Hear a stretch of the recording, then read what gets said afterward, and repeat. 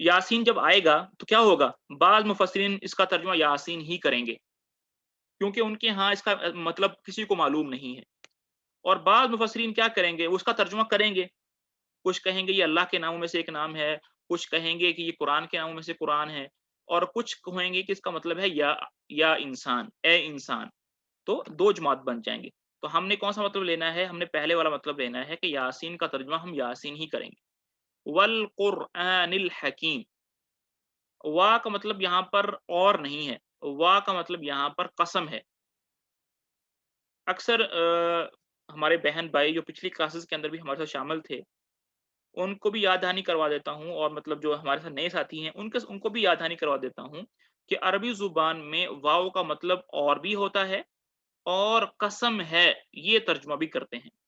अगर वाव किसी लफ़्ज़ पर आ जाए और उसके बाद जो उस लफ़्ज़ का आखिरी जो हर्फ है, उसके नीचे ज़ेर हो, तो अक्सर औक़ात उसका मतलब कसम है होता है।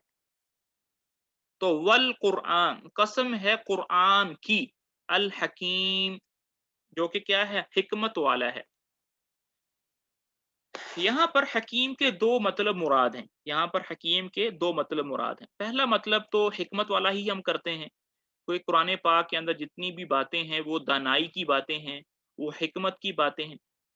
दूसरा जो मतलब हकीम का होता है, वो मुहकम से निकला है। मुहकम का जो मतलब है,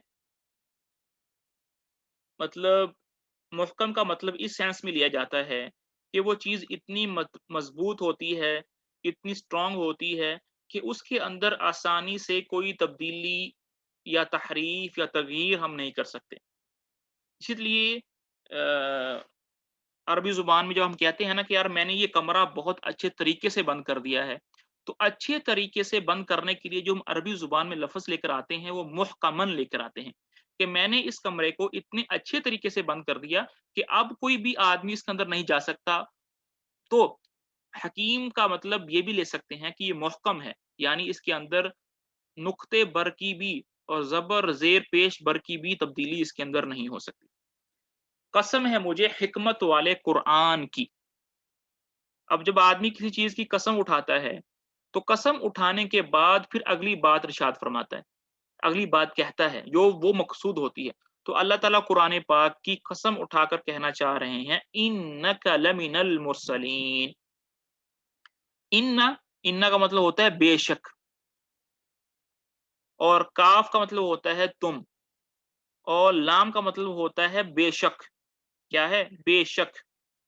और मिन का मतलब होता है से, और मुरसलीन का मतलब होता है रसूल, कि बेशक तुम रसूलों में से हो।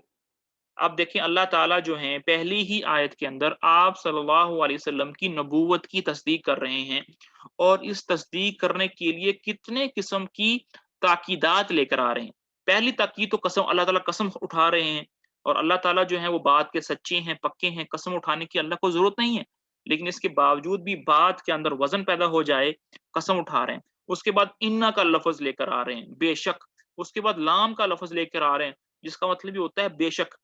तो इतनी ज़्यादा ताकीद के बाद कि कसम है मुझे कुरान की जो हिकमत वाला है, कि ए नबी जी आप रसूलों में से हो। आप क्या हो? रसूलों में से हो।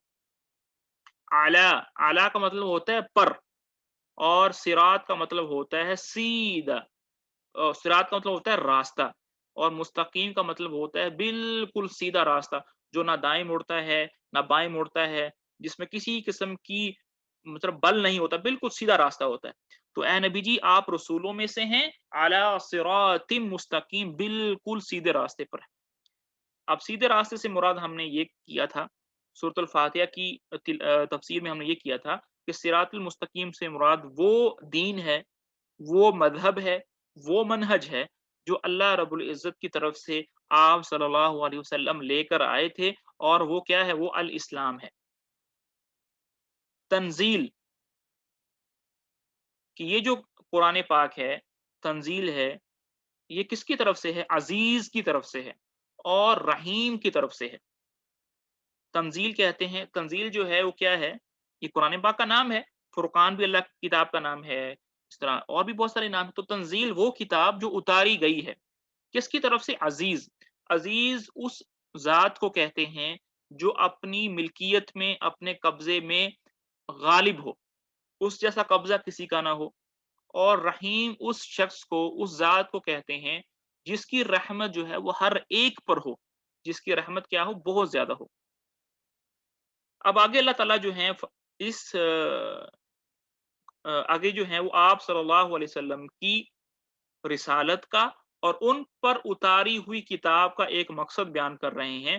لِتُنذِرَ، یہاں پر لام کا مطلب ہے تاکہ، تم ذرا اے نبی جی آپ ڈرائیں، انذار سے ہے نا، انذار، انذار کہتے ہیں ڈرانے کو، تاکہ آپ ڈرائیں، تاکہ آپ باخبر کریں، کس کو، قومن، ایک ایسی قوم کو، ما نہیں، انذرا ڈرایا گیا ہے، خبردار کیا گیا ہے، آباؤہم ان کے آباء و اجداد کو، لتنذرا تاکہ آپ ڈرائیں، باخبر کریں ایسی قوم کو جس سے پہلے ان کے آباء و اجداد کو خبردار نہیں کیا گیا ہے۔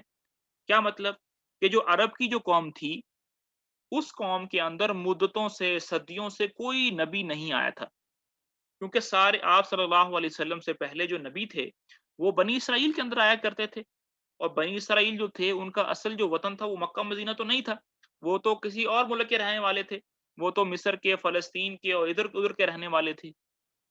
تو مکہ کے اندر جو رہنے والے تھے وہ عرب تھے، اور عربوں کے ہاں مدتوں سے کوئی نبی نہیں آیا تھا۔ تو اے نبی جی تاکہ آپ ڈرائیں ایسی قوم کو جس کے آباء و اجداد کو ڈرایا نہیں گیا تھا، یعنی ان کے اندر نبی نہیں آیا تھا۔ اب یہاں پر یہ بات ذہن میں آ سکتی ہے کہ مطلب بعض جو نصارہ ہیں، عیسائی ہیں، یہودی ہیں، وہ اس آیت سے ایک اعتراض کرتے ہیں کہ بھئی اللہ تعالیٰ نے محمد صلی اللہ علیہ وسلم کو تو صرف مکہ مدینہ کے لیے بھیجا تھا، باقی قوموں کے لیے تو نہیں بھیجا تھا، تو پھر اس کا کیا جواب ہے؟ تو اس کا جواب ہم یہ کہیں گے کہ بھئی قرآن پاک میں اور بہت ساری صورتیں ایسی ہیں اور احادیث بڑی بڑی ہیں جس کے اندر یہ بات واضح طور پر لکھی گئی ہے کہ اللہ تعالیٰ نے آپ صلی اللہ علیہ وسلم کو پوری انسانیت کے لیے بنا کر بھیجا تھا، انسانیت، للناس اجمعین، لوگوں کے لیے بنا کر بھیجا تھا۔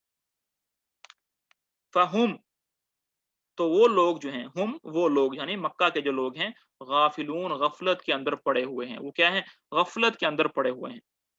لقد، لام اور لقد دونوں کا مطلب ہوتا ہے بے شک، یقیناً، حق کا، پکی ہو گئی ہے، بات کیا ہے، پکی ہو گئی ہے، القول، قول کہتے ہیں بات کو، بے شک پکی ہو گئی ہے بات، اعلی کا مطلب ہوتا ہے پر، اور اکثرہم کا مطلب ہوتا ہے ان میں سے اکثر لوگوں پر، کہ کیا بات پکی ہو گئی ہے، فہم کہ وہ لوگ لا یؤمنون ایمان نہیں لائیں گے، لقد حق القول یہ بات پکی ہو گئی ہے ان لوگوں کے، اکثر لوگوں پر، کہ وہ ایمان نہیں لائیں گے۔ اب جب وہ ایمان، اللہ تعالیٰ کو پہلے سے ہی معلوم ہے کہ وہ ایمان نہیں لائیں گے، تو پھر کیسی ان کو سزا دینا، کیسا ان کو عذاب دینا، تو اس کا کیا مطلب ہے؟ اس کا مطلب یہ ہے کہ اللہ تعالیٰ کو پہلے سے ہی معلوم ہے کہ ہم ایک پیغمبر محمد صلی اللہ علیہ وسلم مکہ کے اندر بھیجیں گے، اکثر لوگ اپنی ہٹ درمی اور ضد اور عناد کی وجہ سے ایمان نہیں لائیں گے، ایمان کی دولت سے محروم رہیں گے، یہ مطلب یہاں تک مراد۔ اب اتنے حصے کا جو ہے وہ ہم با محاورہ اس کا ترجمہ دیکھ لیتے ہیں۔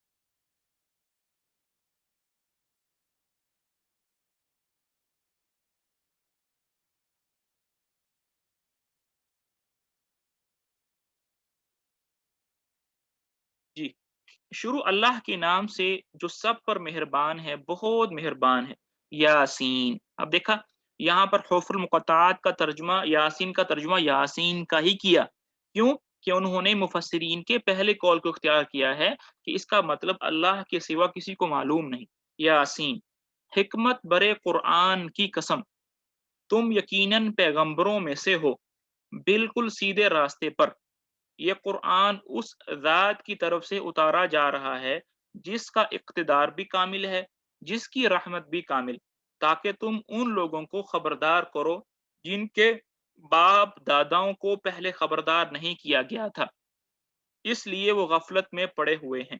حقیقت یہ ہے کہ ان میں سے اکثر لوگ کے بارے میں بات پوری ہو چکی ہے، इसलिए वो ईमान नहीं लाते।